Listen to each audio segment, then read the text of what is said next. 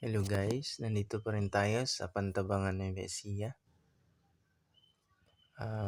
Meron lang tayong imimit na agency para sa ating gagawing project. So yan, pupuntahan lang po natin. So habang naghihintay tayo ng go signal, dito muna tayo sa Pantabangan Dam mismo.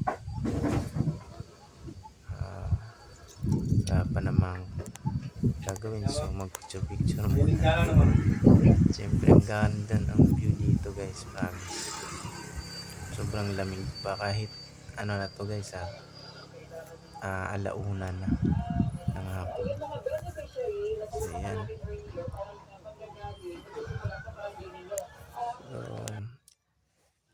ayan guys, may pupunta na tayo doon mismo guys. So let's go. Para sa ating part 3 guys, panoorin nyo.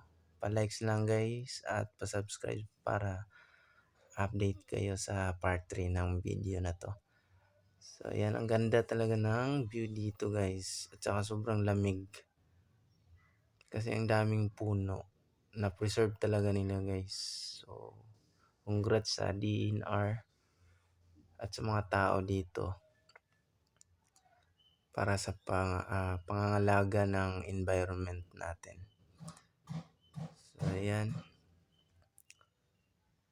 Again guys, pa-subscribe lang guys at pa-likes. Thank you.